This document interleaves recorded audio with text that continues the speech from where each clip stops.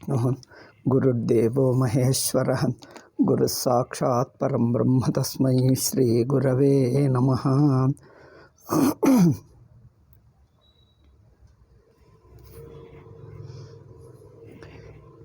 ఈరోజు సోమవారం కనుక గీతాభాష్యం చెప్పి చూద్దాం. అనాశినో అప్రమేయస్య అంటే 2వ అధ్యాయంలో 18వ శ్లోకం చెప్తున్నాం. 18వ శ్లోక భాష్యం. సో అంతవంత ఇమే దేహ నిత్యస్యోక్త శరీరిణః అనాశినో ప్రమేయస్య తస్మాద్యుధ్యస్వ భారత. సో ఈ దేహాలు అంతవంత అంటే ఈ దేహాలకు అంతమున్నది. ఇవి అంతం లేని నిత్యాలు కావు అని తాత్పర్యం. అంటే దేహాలు నశిస్తాయి అనటానికి కారణం ఎందుకు దేహాలు నశిస్తాయి? ఎందుకంటే నిమిత్తాలు ఎన్నో ఉండొచ్చు. తాత్కాలిక నిమిత్తాలు ఉండొచ్చు. ఒకసారి కత్తితో చచ్చిపోతుంది, కత్తితో తెగిపోతుంది, అగ్నితో కాలిపోతుంది, నీళ్లలో మునిగిపోతుంది. ఇట్లాంటివి పలు కారణాలు ఉండొచ్చు. నిజమైన కారణం ఏమిటంటే శరీర స్వభావమే మరణశీలం. దాన్ని ఎవరూ శాశ్వతంగా నిలుపుకోలేరు. పుట్టిన వస్తువు స్వయంగా తాను ఒకనాడు నాశం కావలసిందే. కనుక అంతవంత ఇమే దేహాలు స్వయంగా అంతవంతాలు. ఇది అవస్థలోని దేహం నశిస్తుంది అని ఒక రకంగా చెప్పటం. ఇంకో రకంగా చెప్పాలంటే ఏ దేహమైనా ఆ అవస్థలోనే కనిపిస్తుంది. ఆ జాగ్రత్త అవస్థలో ఉన్న దేహం జాగ్రత్త అవస్థకే కట్టుబడింది. జాగ్రత్త అవస్థ వదిలితే స్వప్నంలో లేదు. జాగ్రత్త అవస్థ వదిలితే జాగ్రత్త దేహము స్వప్నంలో లేదు, స్వప్న దేహం జాగ్రత్తలో లేవు, 2 దేహాలు సుషుప్తిలో లేవు. అంటే ఇక్కడ అంతవంత అంటే 2 రకాల అంతం. ఒక అవస్థలో పంచభూతాల నుంచి పుట్టి కొన్నాళ్లకు పంచభూతాలలో కలిసిపోతుంది అనేది ఒక దృష్ట్యా. అది అవస్థాంతర్గత దేహం గురించి.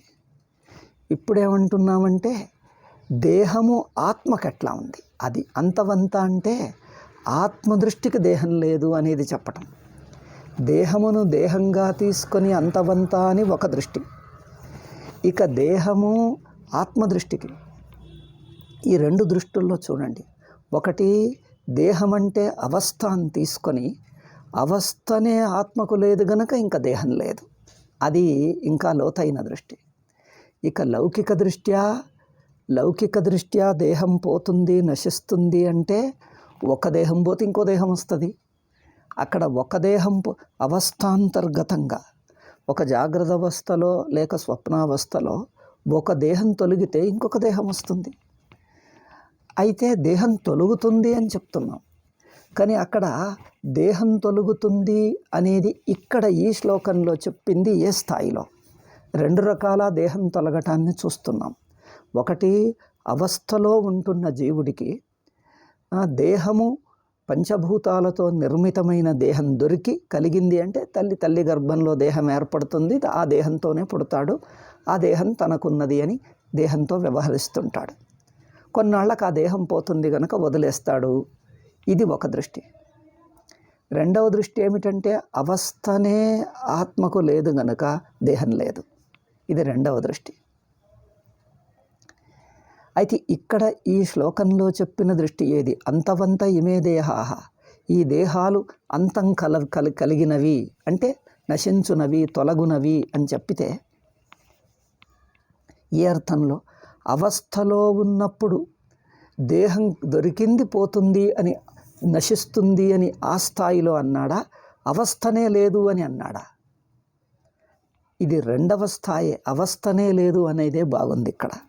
ఎందుకంటే ఇక్కడ ఆత్మ యొక్క స్వరూపం చెప్తున్నాడే కానీ జీవభావమును చెప్పటం లేదు. అవస్థలో ఉన్నప్పుడు దేహాభిమాని అయిన వాడు జీవుడు. ఆ జీవుడికి ఒక దేహం తొలగితే ఇంకొక జన్మ పొందుతాడు, ఇంకొక దేహం వస్తుంది. దానివల్ల దేహం తొలుగుతుంది అంటే దేహం తొలుగుతుంది అని తెలుసుకుంటే వచ్చే లాభం ఏమీ లేదు. అంటే ఒక దేహం పోయింది ఇంకో దేహం వస్తుంది, అంతేగాని జీవభావంలో మార్పు లేదు అక్కడ.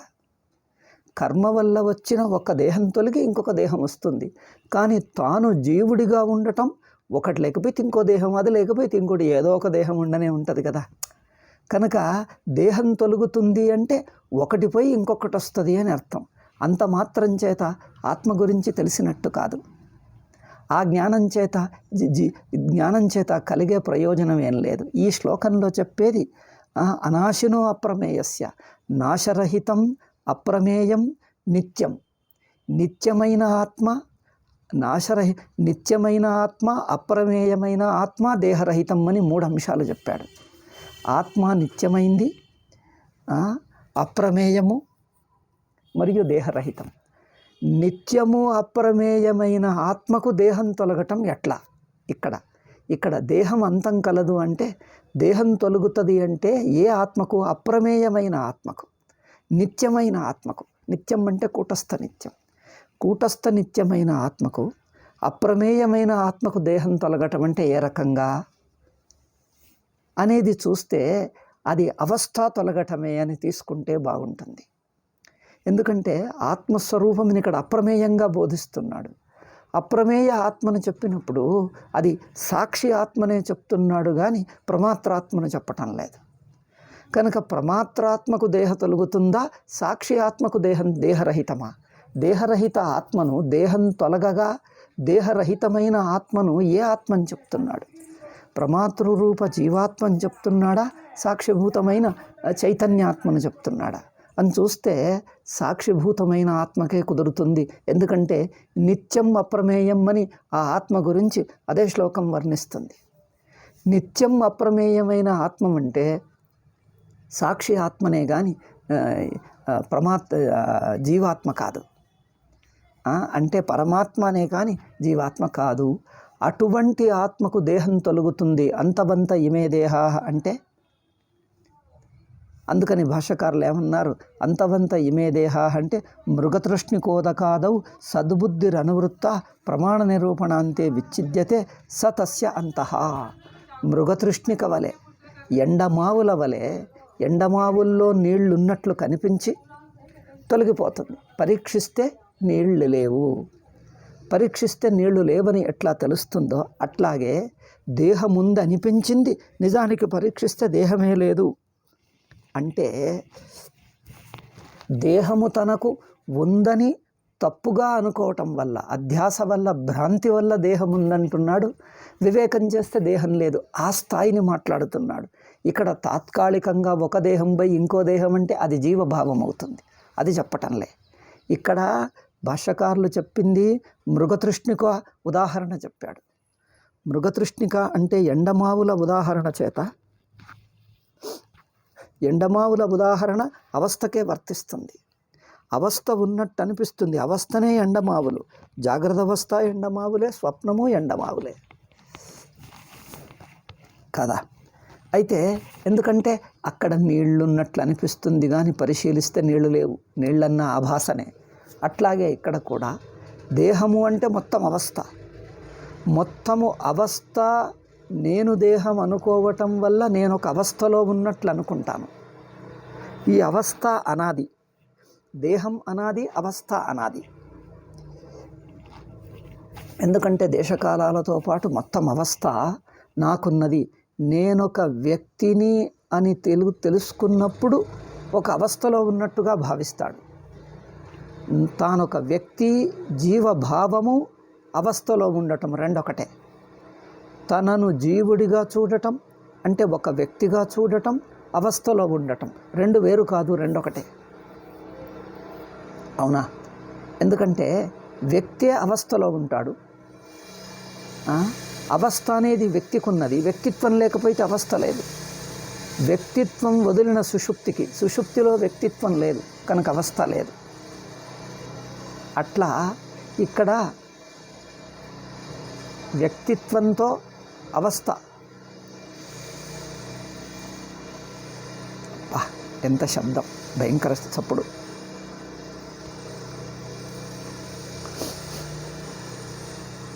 సరే, ఈ డ్రిల్లింగ్కి ఎన్ని రోజులకు ఆగుతుందో తెలియదు. డ్రిల్లింగ్ భారతదేశం అంతటా డ్రిల్లింగ్ చేసి ఇక నుంచి భూమిలో ఒక్క నీరు లేకుండా చేస్తారేమో, ఒక్క చుక్క కూడా లేకుండా.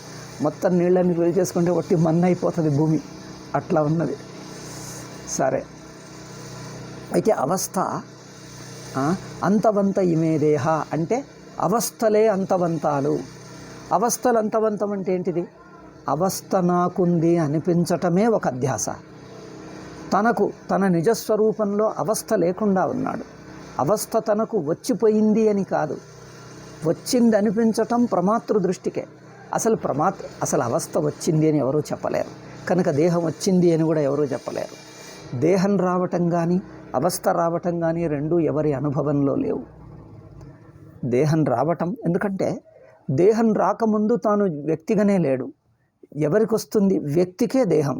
సాక్షికి దేహం లేదు, రాక లేదు. సాక్షికి దేహం రాకడా లేదు, పోకడా లేదు. అది ఆశ్చర్యం చూడండి. సాక్షి దృష్టికి, సుషుప్తి అనుభవ దృష్టికి దేహం రాకడలేదు, పోకడలేదు. ఇక అవస్థలో ఉన్న జీవుడికి దేహం వస్తుందా? దేహం ప్రారంభమైంది ఎవరన్నా చూశారా? స్వప్నంలో ఉన్నప్పుడు నీకు దేహం ఎప్పుడు ప్రారంభమైంది అనేది ఎవరన్నా చూశారా? దేహం ప్రారంభం అంటే స్వప్నంలో నేను ఉండటం అని అర్థం. నేను స్వప్నంలో ఎప్పుడొచ్చాను ఎవరన్నా గుర్తుపట్టగలరా? ప్రారంభం ఎవరన్నా చూడగలరా? చూడలేరు. ఎందుకంటే ఎప్పుడు చూసినా స్వప్నంలో ఉన్నాను అనిపిస్తుందే కానీ ఇప్పుడే వచ్చాను అని ఎవరికీ అనిపించదు. ఇప్పుడు అంటే కాలంలో రావాలి. అంటే దేహంకు ముందు, అవస్థకు ముందు తాను ప్రమాతగా జీవుడిగా ఉన్నాడా? స్వప్నావస్థకు ముందు స్వప్న వ్యక్తిగానే లేడు. స్వప్నావస్థ రాకముందు అంటే స్వప్నావస్థ లేనప్పుడు అని అర్థం. స్వప్నావస్థ లేకపోతే సాక్షికి ఇంక అవస్థ రాదు. సాక్షికి జీవత్వం రాదు, అవస్థ రాదు. కనుక ఆది అనేది ఎవరూ చూడరాదు. అది అనాది, అంటే స్వాభావిక అనాది. అధ్యాస అనాది, అవస్థ అనాది, జీవభావం అనాది. మూడొకటే, ఊరికే మాటలు వేరు. అధ్యాస అనాది, అవస్థ అనాది, జీవభావం అనాది. అనాది అంటే అది ఎప్పుడు మొదలైంది అని చూడరాదు. కానీ అది తప్పు. అసలు మొదలు కావడం ఏమిటి? అసలు లేనే లేదు అని తెలుసుకోవచ్చు. చూడండి, మొదలై ముగిసిపోతుంది అని చెప్పటం లేదు. అసలు మొదలైందని చెప్పరాదు. కనుక నిజంగా లేనే లేదు అని గుర్తుపట్టచ్చు. వివేకం చేస్తే తన ఉనికికి, తనకు ఉనికి స్వరూపానికి, చైతన్య స్వరూపానికి అది స్వయంగానే లేదు అని మాత్రం గుర్తుపట్టచ్చు, అంతే. అయితే జాగ్రత్త అవస్థను అంతే. జాగ్రత్త వ్యక్తిత్వం ఎప్పుడు మొదలైంది? జాగ్రత్త వ్యక్తిత్వం ఎప్పుడు అనేది లేదు. ఎప్పుడు అంటే జాగ్రత్త అవస్థలోని కాలంలో చూడాల్సి వస్తుంది. జాగ్రత్త అవస్థలోని కాలంలో అంటే నువ్వు జాగ్రత్త అవస్థలో ఉండనే ఉన్నావు. ఎప్పుడు అనే ప్రశ్నకు అర్థం కాలంలో. కాలం ఎప్పుడు? జాగ్రత్త అవస్థలోనే కాలం ఉన్నది. జాగ్రత్త అవస్థలో జాగ్రత్త అవస్థ ఎప్పుడు ప్రారంభమైంది అంటే అదేం ప్రశ్న? అట్లాంటిది కుదరదు. అట్లాంటిది ఎవరూ గుర్తుపట్టలేరు. జాగ్రత్త అవస్థలో జాగ్రత్త అవస్థ ఎప్పుడు మొదలైంది అంటే జాగ్రత్త అవస్థ ప్రారంభాన్ని జాగ్రత్త అవస్థలో ఎవరు గుర్తుపడతారు? దానికి అర్థం లేదు. అందుకోసం జాగ్రత్త అవస్థ యొక్క ప్రారంభం చెప్పరాదు. అంటే అవస్థ ప్రారంభం కానీ, జీవభావం కానీ, అంటే నేను అవస్థను అనుభవిస్తున్న ఒక జీవుణ్ణి అనిపించే భావాన్ని ప్రారంభమైనట్టు ఎవరూ గుర్తుపట్టలేరు. అంటే గుర్తుపట్టలేరు అంటే ఆది లేదు అని అర్థం. ఇక్కడ చూడండి, ఆదిని, ప్రారంభాన్ని గుర్తుపట్టలేము అంటే ఓకే, మనకు తెలియదు, ఇంకొకటికి తెలుసు అని. మనకు తెలియకపోతే, మనకు తెలియదు గనక ప్రారంభం లేదు అనటం లేదు. మనకు మాత్రం తెలియదు, ఇంకొకటికి తెలియచ్చులే. అసలు ప్రారంభం ఎవరికీ తెలియదు అంటే అర్థం ఏమిటి? అవస్థ ప్రారంభమైనట్లు ఎవరికీ తెలియదు అంటే ప్రారంభమే లేదు అని అర్థం. అట్లా చూడండి. అంటే ప్రారంభం అంటే కాలంలో కలగాలి, కాలంలో లేదు. కాలంతో పాటే అవస్థ, దేశకాలాలతో పాటే అవస్థ ఉంది, జీవభావంతో పాటే అవస్థ ఉంది. మొత్తం అవస్థ జీవభావంతో పాటు ఎప్పుడు ప్రారంభమైంది చూడరాదు. ఎందుకంటే అట్లాంటిది ప్రారంభమే లేదు అనిపిస్తుందంటే, అంటే అది ఒక ఆభాస అనిపిస్తుంది అది స్వాభావిక అధ్యాస అని చెప్పగలం. ఇది అంతం ఎట్లవుతుంది దేహం? మరి ఇది అనిపిస్తున్నది, పరిశీలిస్తే లేదు అని తెలుస్తుంది కనుక అందుకే అంటున్నారు ఇక్కడ అంతః వినాశః విద్యతే ఏషాంతే అంత, అంటే ప్రమాణ నిరూపణాంతే విచ్ఛిద్యతే అంటున్నారు భాష్యకారు. ప్రమాణంతో వివేకం చేస్తే విచ్ఛిద్యతే, లేదని తెలిసిపోతుంది. అవస్థను విచారం చేస్తే లేదని తెలిసిపోతుంది అంతే. అవస్థ నాకున్నదా? ఎవరికి? తానెవరు? మొత్తం అవస్థను చూసుకో. మొత్తం అవస్థను చూస్తున్నవాడెవడు? మొత్తం అవస్థను చూస్తున్నది ప్రమాతృ కాదు. ఎందుకంటే ప్రమాత దేహేంద్రియాల కన్నడనే మాట, మన కన్నడనే వస్తుంది, తెలుగు మాట్లాడటమే లేదు. మాట్లాడటం లేక తెలుగు మర్చిపోయి కన్నడ పదాలు వస్తున్నాయి. సరే, అయితే దేహము అంతమవుతుంది అంటే మొత్తం దేహాన్ని చూసేదెవరు? ప్రమాతగా దేహేంద్రియాల అభిమానిగా చూడటం లేదు. ప్రమాతగా దేహేంద్రియాల అభిమాని అవస్థలో ఉంటాడు కానీ మొత్తం అవస్థను చూడరాదు. మొత్తం అవస్థను చూసేది ఎవరు అంటే చైతన్యమే. మొత్తం అవస్థ ఎట్లా అంటే దేహ ఇంద్రియ మనస్సులను కూడా అవస్థలో కలిపి చూడు. అంటే దేహ ఇంద్రియ మనస్సులను కలిపి చూస్తే అది మొత్తం అవస్థను చూడటం అని అర్థం. అంటే దేహంతో పాటు ప్రపంచం, ఇంద్రియాలు కూడా అదే ప్రపంచంలో భాగమే, మనస్సు కూడా ప్రపంచంలో భాగమే, అహం వృత్తి కూడా, నేను అనేటువంటి వృత్తి కూడా, నేనన్న వృత్తి కూడా అవస్థలో భాగమే. అంటే మొత్తం అవస్థను చూడటం అంటే అర్థం ఏంటిది? అహం వృత్తిని కూడా కలిపి చూసేయటం. అహం వృత్తిని కలిపి చూడటం అంటే ఎవరు చూస్తారు? అహం వృత్తిని కూడా విషయంగా చేసేయాలి. అంటే మొత్తం ప్రపంచంతో పాటు, దేశకాలాలతో పాటు, మొత్తం దేశం మొత్తం కాలం అంటే ఎట్లా చూడటం అంటే తాను ఒకచోట ఉన్నాను అని చూస్తే అది ప్రమాత్ర అవుతుంది. ఒకప్పుడున్నాను అంటే అది ప్రమాత అవుతుంది. ఇగో నా చుట్టూ ప్రపంచం ఉంది అంటే అది ప్రమాతే అవుతుంది, జీవభావం అవుతుంది. కనుక నా చుట్టూ ప్రపంచం కాదు, మొత్తం ప్రపంచంతో. మొత్తం ప్రపంచం చూడాలి అంటే చూస్తున్నవాడు ఎక్కడుంటాడు? ప్రపంచంలో ఉండడు, ప్రపంచం అంచుకొచ్చేస్తాడు. మొత్తం ప్రపంచాన్ని చూస్తున్నటువంటి చైతన్యం ప్రపంచం అంచుకొస్తుంది. అంటే ప్రపంచం అంచుకు అంటే మళ్ళీ అంచు అని ఊహించకండి, అంచు లేదు ఏం లేదని, ఇదంతా ప్రక్రియ, చెప్పే పద్ధతి. ప్రపంచం అంచుకు రావటం అంటే తాను ప్రపంచంలో ఒకడు కాదు అని అర్థం. అది చూడండి, ఇదంతా అపవాదమే. అంచు అంటే మళ్ళీ నిజంగా అవస్థకు అంచు ఎక్కడుందండి అంటే, అయ్యో రామ, అవస్థకు అంచు లేదు, అంచు దొరకదు. వస్తువుకు, ఒక సాకార వస్తువుకు అంచు దొరుకుతుంది, ఒక దేశంలో కాలంలో ఉండే పరిచ్ఛిన్న వస్తువుకు అంచు దొరుకుతుంది. అంచు అనేది ఉదాహరణలో దొరుకుతుంది. ఒక గది ఉదాహరణ బాగుంది, కానీ అవస్థకు అంచు ఎక్కడ? అవస్థకు అంచు దొరకదు అంటే అర్థం అంచును చూడటం అంటే మొత్తం అవస్థను చూడటం. మొత్తం అవస్థను చూడటం అంటే తాను అవస్థలో భాగం కాదు అని గ్రహించటం అంతే. తాను అవస్థలో ఉండి చూడటం లేదు, అవస్థను వదిలేయటమే అంచుకు అని అర్థం. అవస్థను వదిలేస్తున్న చైతన్యం. మొత్తం అవస్థను చూడబోతే నువ్వు అవస్థను వదిలేస్తావు, అంటే నువ్వు అవస్థలో ఉన్నవాడివి కాదు. మొత్తం అవస్థను చూస్తున్నావంటే అవస్థలో ఉన్నవాడివి కాదు, అంటే అహం ప్రత్యయం ఉన్నవాడివి కాదు. అహం ప్రత్యయమును వదలటమే అంచు. నేను అనే బుద్ధిని వదిలి ఉండటం. సుషుప్తిలో అట్లానే ఉన్నాం కదా. సుషుప్తిలో ఎట్లున్నాం? మొత్తం అవస్థను వదిలి ఉన్నాం, అంటే అహం బుద్ధిని వదిలేసి ఉన్నాం. అదే సాక్షి అంటే అహం బుద్ధిని వదలటం అంటే మొత్తం అవస్థను వదిలి, అంటే మొత్తం అవస్థను చూడబోతే అవస్థారహితుడు అయిపోతాడు. అది అక్కడ గుర్తుపట్టేది. నిజమైన రహస్యం ఏమిటంటే అవస్థను మొత్తంగా చూడబోతే నువ్వు అవస్థలోని వ్యక్తివి కావు అని అర్థం. మొత్తం అవస్థను చూడటం అంటే నువ్వు అవస్థలో వ్యక్తివి కావు. అవస్థలో వ్యక్తివి కావు అంటే అవస్థ లేదు. అట్లా చూడండి, నువ్వు అవస్థను అంచు అంటే అవస్థకు బయటకు రావటం, అవస్థ యొక్క అంచును చూడటం అంటే అవస్థకు బయటకు రావటం, అవస్థకు బయటకు రావటం అంటే బయట లోపల ఎట్లా, మళ్ళీ అవన్నీ కల్పితాలు. బయట లోపల అంటే లౌకిక వస్తువులాగా చూస్తున్నారు.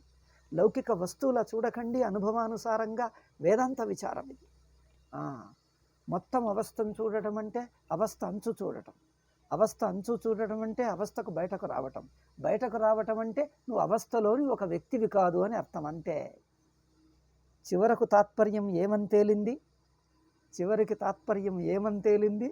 అవస్థలోని ఒక వ్యక్తిని కాదు. వ్యక్తి అంటే ఎట్లా? నేను ఇదమును చూస్తూ ఉంటే అహం అవుతాను. ఇది అను దాన్ని చూస్తుండగా నేననేవాడిని అవుతాను. ఇది అనేది చూస్తుంటే, ఇది అనేదాన్ని చూస్తుంటే నేను ఉంటాను. అయితే ఇది అనేది తొలగిపోతే నేను అనేది మిగలదు. ఇది అనే దానితో సంబద్ధంగా నేననేది ఉంటుంది. ఇది అనేది తొలగితే నేననేది ఉండదు. అంటే ఇది నేను రెండు ఒకేసారి తొలగుతాయి. వస్తే ఒకేసారి వస్తాయి, పోతే రెండు ఒకేసారి పోతాయి. అట్లా ఇది నేను అనేటువంటి ప్రత్యయం మునిగిపోతుంది అని అర్థం. ఇది నేను అనేటువంటి ఇది అనే ప్రత్యయం అంటే ఒక వృత్తి. ఇది అనే ప్రత్యయం, నేను అనే ప్రత్యయం, ఈ రెండు ఒకేసారి మునిగిపోతే అది సాక్షి. మొత్తం అవస్థను చూడటం అంటే అవస్థను వదిలి ఉండటం. అవస్థను వదిలి ఉండటం అంటే, అవస్థ అంటే నేనొకడిని, నేనొక సంబంధంలో ఉన్నాను. నేను ఒకడిని, ఒక సంబంధంలో ఉన్నా. నేను ఒకడిగా ఉంటూ మరొక దాని సంబంధంలో ఉన్నాను. నేను ఒకడిని అంటే అహం బుద్ధి, మరొక దాని సంబంధం అంటే ఇదం సంబంధంలో, ఇది అనేదాని సంబంధంలో అహంగా ఉన్నాను. ఇది అనేదాని సంబంధంలో అహంగా ఉన్నాను. అది వదలటం. ఇది అనేది లేదు, నేను అనేది లేదు. ఇది అనేది చూసి ఇది అనేదానికి సంబంధంగా నేనుంటాను. కనుక ఇది నేను రెండు ఒకేసారి తొలగుతాయి. ఇది నేను రెండు ఒకేసారి తొలగుతాయంటే ఇది అనేదాని అంచు చూడు. ఇది అనేది ముగిసిపోతుంది. ఇది అనేది ముగిసిపోతే అహం కూడా ముగిసిపోతుంది. చూడండి, ఇది అనేది ఎక్కడుంది? మొత్తం ప్రపంచమే ఇది. ప్రపంచం మొత్తం ప్రపంచమును ఇది అనే ప్రత్యయంతో చూస్తున్నావు. అంటే నేను అనే ప్రత్యయంగా ఉంటూ ఇది అనే ప్రత్యయంగా చూస్తున్నావు మొత్తం ప్రపంచాన్ని. ఇది అనే ప్రత్యయం అంటే మొత్తం ప్రపంచమే. ప్రపంచంలోని ప్రతి పదార్థం ఇది ఇది ఇది ఇది అనే రూపంగానే కదా మనం చూసేది. ఇది అనే రూపంగానే చూస్తున్నాం. కనుక ఇదికి అంచు అంటే ఇది అనేది లేకుండా పోతుంది అని అర్థం. ఇది అనే ప్రత్యయం అంచు వస్తుంది అంటే ఇది అనే ప్రత్యయం లేకుండా పోతుంది. ఇది అనే ప్రత్యయం లేకుండా పోతే అహం మాత్రం ఉంటుందా? అహం లేకుండా పోతుంది. అదే అంచు. మొత్తం అవస్థని చూడు అన్నా, అవస్థ యొక్క అంచును చూడు అన్నా ఇదే అర్థం. ఇది అనే బుద్ధి పోతుంది, నేను అనే బుద్ధి కూడా రెండు ఒకేసారి పోతాయి. అంటే ఇది నేను అనేటువంటి ఒక ప్రత్యయం లేకుండా చైతన్య మాత్రంగా ఉండటం. ఇది నేను అనేటువంటి ప్రత్యయం లేకుండా చైతన్యంగా, తెలివి మాత్రంగా చైతన్యంగా ఉండటాన్నే మొత్తం అవస్థను చూడటం అని అర్థం. మొత్తం అవస్థను చూసేవాడు వ్యక్తి కాడు, అవస్థలో ఉండడు. అది చూడండి, మొత్తం అవస్థను చూసేవాడు అవస్థలో ఉండడు. అవస్థలో ఉండడు. మొత్తాన్ని చూడటం అంటే అవస్థలో ఉంటే అవస్థను చూస్తాడు. మొత్తం అంటే అవస్థ లేదని అర్థం. మొత్తం అవస్థ ఎవరికి చూడరాదు. మొత్తం అవస్థ ఎవరు చూడాలి? ప్రమాతృ చూడాలా, సాక్షి చూడాలా? ప్రమాతృ మొత్తం అవస్థను చూడలేడు, సాక్షికి మొత్తం అవస్థ లేనే లేదు.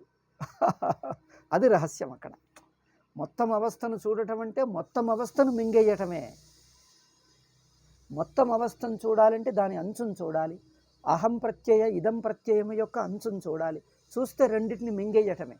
అంచును చూడటం అంటే మింగేయటమే. అహం ఇదం రెండిటిని మింగేసి మిగులుతాడు. నేను ఇది అనేటి ప్రత్యయాలను రెండు ప్రత్యయాలు కాదు, ఒకే ప్రత్యయం యొక్క రెండు పార్శ్వాలంతే. ఒకే ప్రత్యయం యొక్క అహం ప్రత్యయం యొక్క మరొక పార్శ్వమే ఇది. ఇది అనే ప్రత్యయం యొక్క మరొక పార్శ్వమే అహం. ఒక కాగితము యొక్క రెండు దిక్కుల్లాగా. కాగితానికి రెండు దిక్కులుంటే అహం దిక్కు, ఇదం దిక్కు. మీకు వినిపిస్తుందా? వాళ్ళు ఏదో డ్రిల్లింగ్ పెట్టారు, మరేమిటో. నేను ప్రవచనం మొదలు పెట్టాక వాళ్ళు మొదలు పెట్టారు. అదిగో, అబ్బా,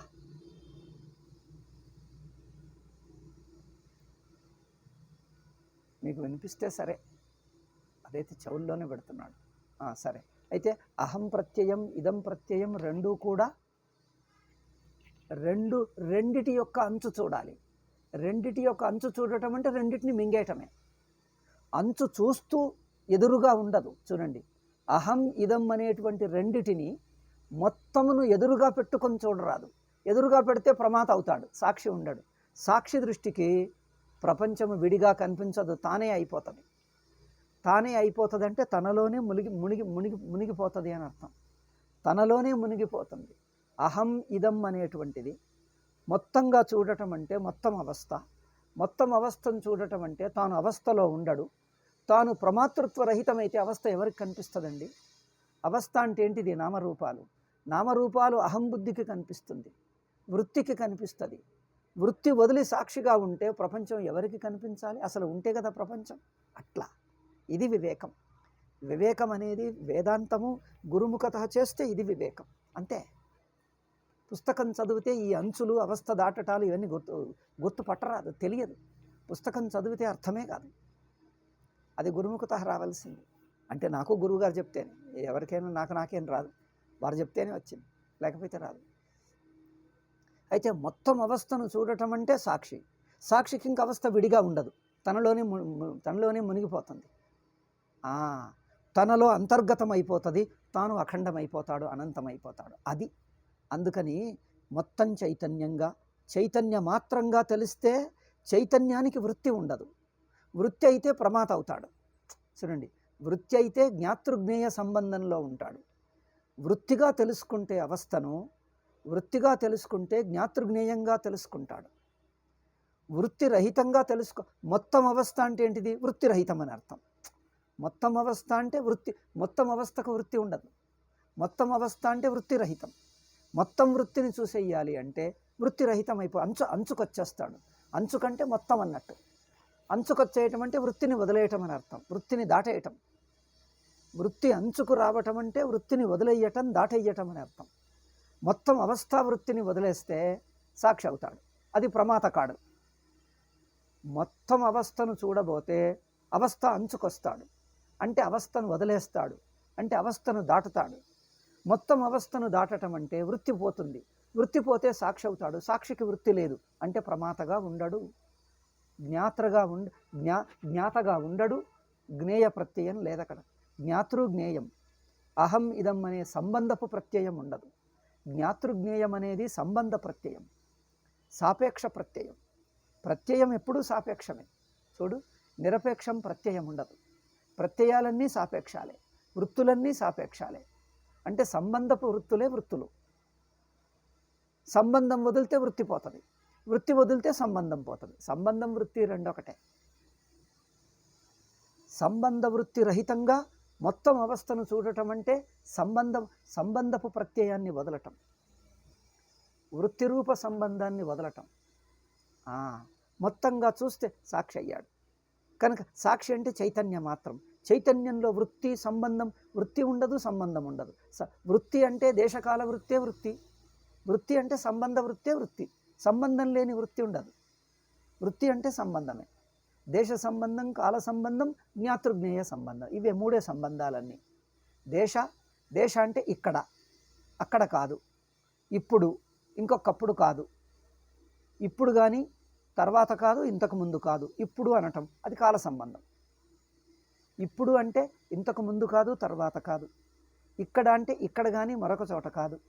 ఇది అంటే ఇది కానీ ఇంకొకటి కాదు. ఇది ఇట్లా నేను ఇది, ఇవి సంబంధాలు. దేశ సంబంధం, కాల సంబంధం, వస్తు సంబంధం.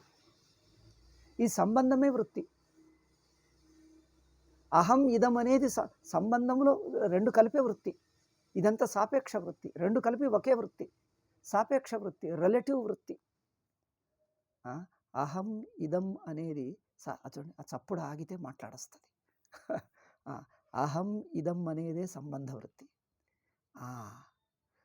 ఏ వృత్తి అయినా సంబంధమే, అవస్థ అంటే సంబంధమే. ఇవన్నీ ఎందుకు చెప్పాల్సి వస్తుందంటే ప్రక్రియ. ఈ విషయం గ్రహిస్తే చాలు, వెంటనే సాక్షి అయిపోతాడు. అవస్థ వదిలేస్తాడు, సాక్షాద్వితీయం అయిపోతుంది. అంతే, ఒక్క మాటలో తేల్చేస్తాడు. అందుకని ఇంతసార్లు చెప్పాల్సి వస్తుంది ఏమిటంటే మొత్తం దృష్టి రావాలి. అందుకని మళ్ళీ మళ్ళీ చెప్తున్నాను. కనుక మొత్తం అవస్థ అంటే సంబంధ బుద్ధి. సంబంధ అంటే జ్ఞాతృజ్ఞేయం అనే సంబంధమే అవస్థ. నీవు జ్ఞాతృజ్ఞేయంగా ఉన్నప్పుడే, అహం ఇదం అనే రూపంగా ఉన్నప్పుడే అవస్థతో వస్తుంది. నా చుట్టూ ప్రపంచం, నేను ఒకడిని, నా చుట్టూ ప్రపంచం. అవస్థను మొత్తంగా చూస్తే సాక్షి దేహం అంటే వ్యక్తిగా లేడు, అహం వృత్తి లేదు అంటే దేహం లేదు. అంతవంత ఇమే దేహా, దేహాలు అంతం అంటే దేహాభిమానం అంతం అని చెప్పుకోవాలి. దేహం అంతమవుతుంది. ఆ శ్లోకం చూడండి అక్కడ, అంతవంత ఇమే దేహా నిత్యస్యోక్త శరీరిణ. దేహాలు అంతాలు, అంతవంతాలు, అంతం కలిగినవి. దేహాలకు అంతమున్నది. దేహం అంటే ఎవరు? అహం వృత్తి. దేహం అంటే అహం వృత్తే. అహం వృత్తికి అంతమున్నది. అహం వృత్తికి అంతమున్నది అంటే అహం వృత్తి అయిపోతుంది, తొలగిపోతుంది. అహం వృత్తి మునిగిపోవటం చూస్తాము. అహం వృత్తి మునిగిపోవటాన్ని, అహం వృత్తి అయిపోవటాన్ని ఎవరు చూస్తారో వాడిగా ఉండు. అది నువ్వు మొదలే ఉన్నావు సాక్షి. అహం వృత్తిని మింగేసి వట్టి చైతన్యంగా ఉంటుంది. చైతన్యంలో జ్ఞాతృజ్ఞేయ సంబంధ వృత్తి లేదు. ప్రమాతృప్రమేయ, జ్ఞాతృజ్ఞేయ. అహం ఇదం సంబంధ వృత్తి కాదు. సంబంధ వృత్తి రహితంగా, సంబంధరహితం. సంబంధరహితం వృత్తే కాదు, చైతన్యం.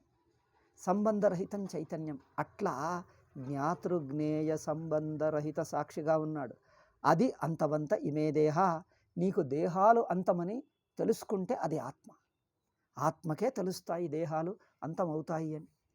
దేహాలు అంతమవుతాయి అని సాక్షికే తెలుస్తుంది, ప్రమాతకు తెలియదు. జ్ఞాతృరూప జీవుడికి దేహాలు అంతమవుతాయని తెలియవు. దేహాల అంతమైపోవటం సాక్షికే తెలుస్తుంది.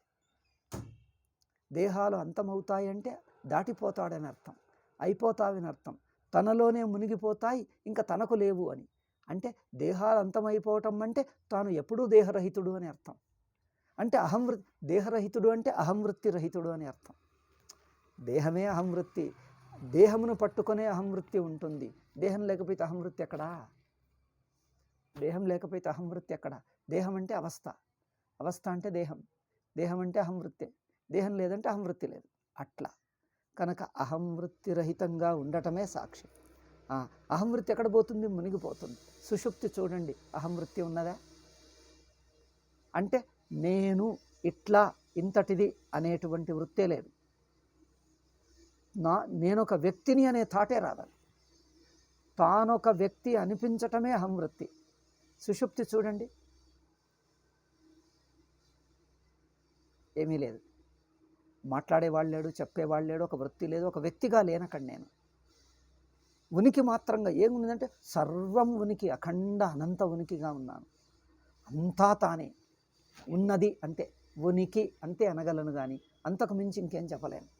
అంతా ఉన్నది అంతే. అంతా అంటే ఉన్నదంతయు ఉనికే. అంతా ఉన్నది అంటే ఏమేమి ఊహించుకోకండి, ప్రపంచం అంతా ఉన్నది అని కాదు. ఉనికి మాత్రమే ఉన్నది. ఉన్నదంతా ఉనికే, ఉండేదంతా ఉనికి మాత్రమే సర్వం. చైతన్యం మాత్రం సర్వం, అంతే. ఇంకా చైతన్యంకు విడిగా ఏం లేదు. అంటే చైతన్యంలో వ్యక్తిత్వం లేదని అర్థం. వ్యక్తిత్వరహిత చైతన్యం. తెలిసిందా? వ్యక్తిత్వరహిత చైతన్యం అది. అందుకని మొత్తం అవస్థను చూడబోతే మీరు అవస్థలోని లోపల డీటెయిల్స్ పక్కకు పెడతారు. మొత్తం అవస్థను చూడాలంటే అవస్థలోని వివరాలను వదిలిపెడతారు. అవస్థలోని వివరాలను వదిలిపెడితే వృత్తులన్నీ పోతాయి. వృత్తులన్నీ పోతే అహంవృత్తి పోతుంది, పొట్టి చైతన్యం మిగులుతుంది. అట్లా చూడాలి అవస్థను. మొత్తం అవస్థగా చూడటం అంటే అవస్థలోని డీటెయిల్స్, అవస్థలోని వివరాలను వదిలిపెట్టండి.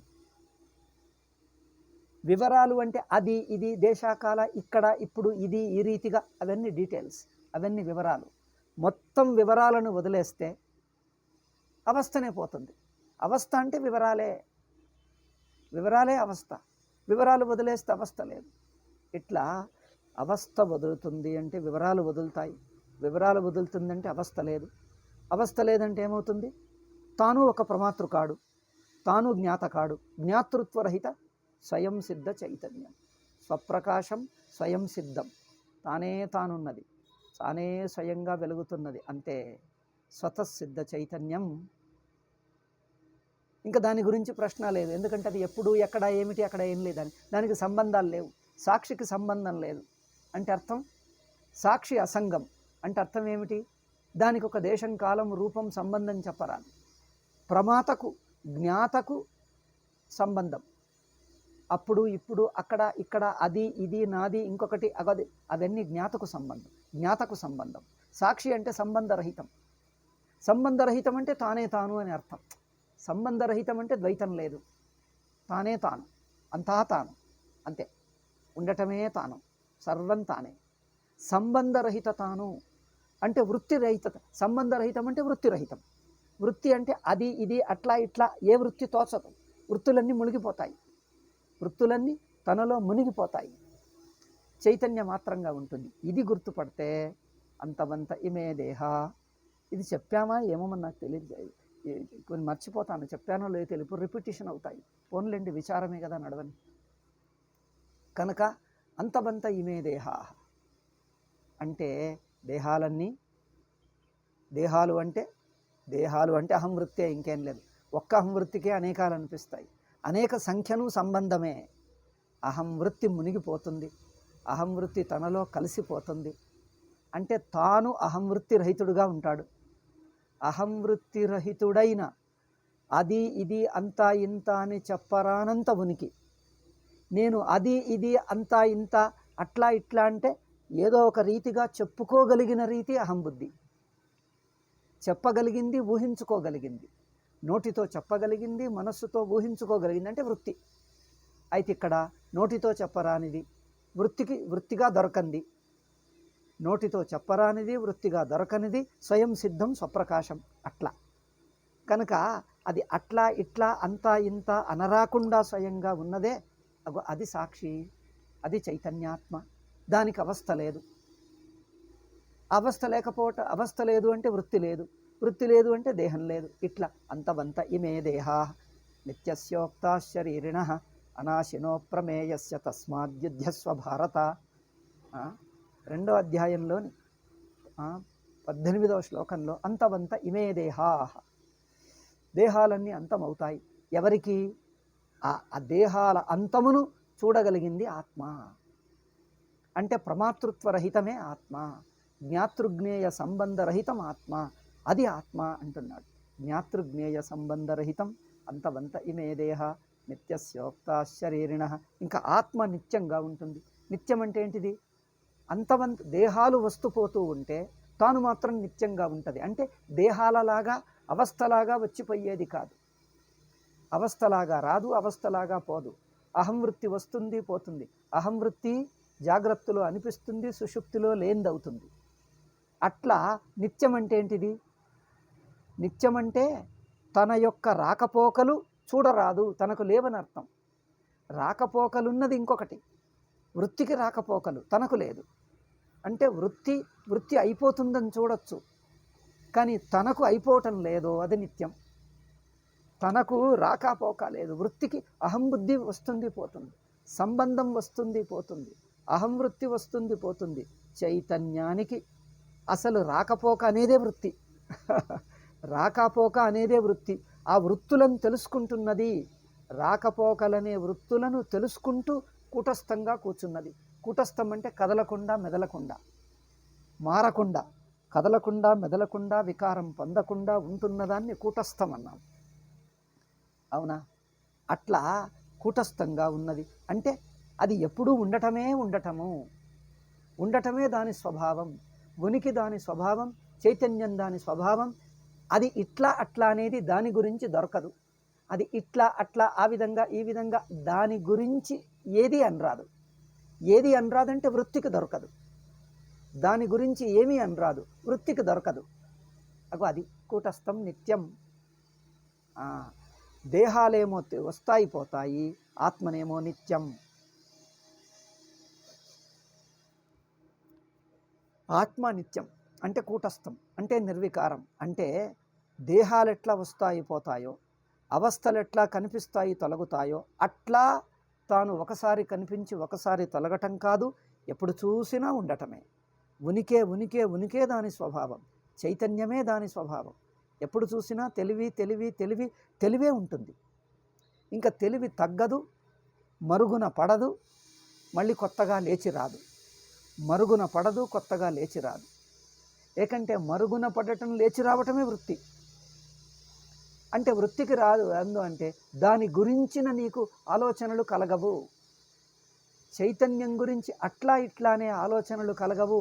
ఆలోచనలను వదిలి ఉంటుంది కానీ స్పృహ, చైతన్య స్పృహ మాత్రం ఎప్పుడూ ఉంటుంది, ఎప్పుడూ ఉంటుంది. అబ్బా, ఇది నాకు చైల్ని బద్దలు కొడుతుంది, నేనే గట్టిగా అరవాల్సి వస్తుంది. చప్పుడు ఎక్కువైతే నేను అరవాల్సి వస్తుంది, లేకపోతే నేను తిన్నగా మాట్లాడవచ్చు, మెల్లగా మాట్లాడవచ్చు.